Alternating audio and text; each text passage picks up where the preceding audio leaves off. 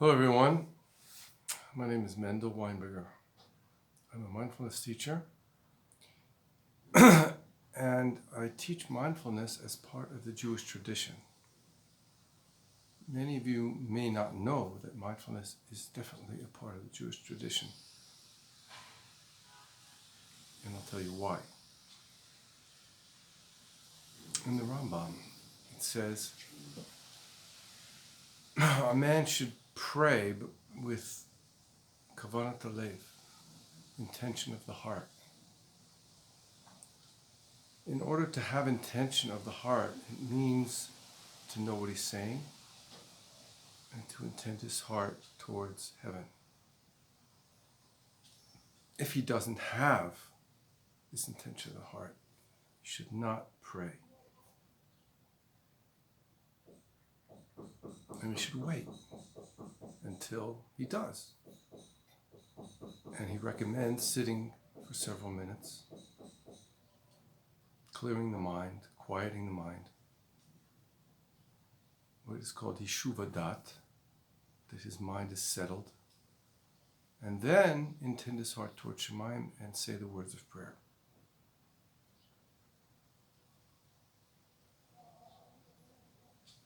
The Mishnah in Brachot states that the early righteous ones would wait 1 hour before prayer, pray for 1 hour, and then wait for 1 hour after. Many people think, wow, that's quite amazing. How do they do that? Why do they do that? It's not what we do, because they were part of this mindfulness meditative tradition. That prayer is not something to rattle off in 30 or 40 minutes. It's a way of connecting to the creator of the world, the God of Israel. So what I teach is mindfulness, and then in the Jewish tradition, in other words, mindfulness means paying attention in the present moment without judgment. Now, many people do this all over the world, and it's been shown to be beneficial to things like physical health, diabetes, high blood pressure. It's been shown to be helpful for anxiety, depression. It's been shown to increase concentration and memory and help students to learn better. Many results have been shown to slow down aging, keep the mind active and well into old age, and to slow down the onslaught of dementia and Alzheimer's. So there's many benefits. So why don't more people do it? More people don't do it because it requires commitment. In the beginning, it's hard. Our mind wants to wander to the past, to the future, to many kinds of judgment, and to craving, wanting. Let me break this down for you. The mind wants content. It wants something to think about. So if there's nothing happening in the present, like when we're sitting down and breathing, well, we'll go to the past. There's content, memories, some happy, some sad, some regrets, some longing. Well, that will fill up quite a lot of content. But our practice of mindfulness is when we see that happening, we come back to the present with this breath. Inhale, exhale. And the mind says, okay, well, I look for more content in the future. What would I like to happen in the future? To be rich, to be famous, to have the woman of my dreams, or the man of my dreams. To have my children honor me. To have a place of honor in the community. Things that I want and things that I'm worried that I might not get. Or I might lose something. I might lose my money, my job, my financial security, my health. I might die. or someone close to me may die. They probably will, sometime or another. So the mind goes to the future.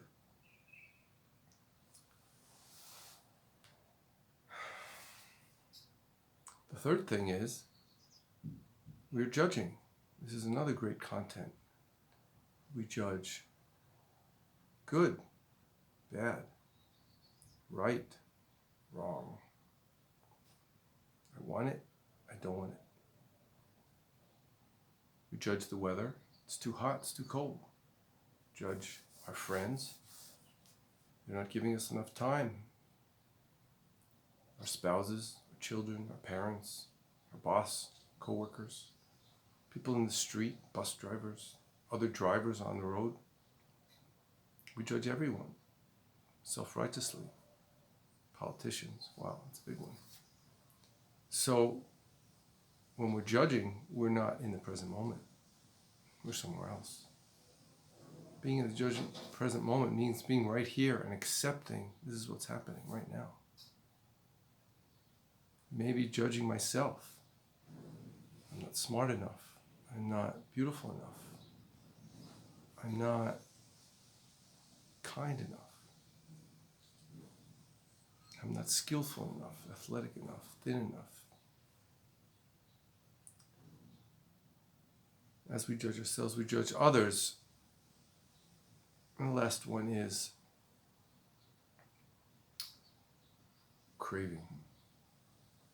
The extreme of craving is addiction. When we're addicted, we're not accepting what's happening right now. We're not accepting, we want something to fill us up. Could be drugs, could be alcohol, could be sex, could be gambling. Something to give us that sense of aliveness, vitality, relaxation. Could be food, could be shopping, any kind of addictive. It could be internet addiction, endlessly surfing, being hypnotized by the screen.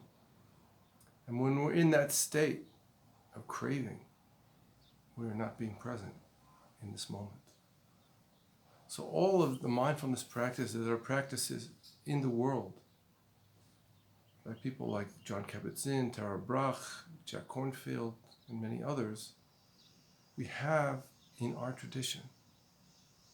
The Piazetzner Rebbe, he was the Rebbe of the Warsaw Ghetto, had his students, his Hasidim, do a certain practice of quieting the mind and then taking a verse from the Torah and repeating it, kind of like a mantra. And I would say the difference between Jewish meditation, or Jewish mindfulness, and other mindfulness is that we empty the mind. We focus our mind. We focus our attention. And then when we quiet down all the noise, we bring in Kedusha. Kedusha is the Torah, the words of the Torah. Kedusha is the words of tefillah, of prayer. Kedusha is doing a mitzvah, giving tzedakah, putting on tefillin, lighting candles for Shabbat. Eating matzah on Pesach, shaking a lulav on Sukkot, blowing the shofar on Rosh Hashanah. This is Kedusha. We fill up. We empty out in order to fill up. So please, join me. My seminars, workshops, retreats. Check the link below for contact. Or contact me. And I'm happy to teach you the basic fundamentals of mindfulness in the Jewish tradition.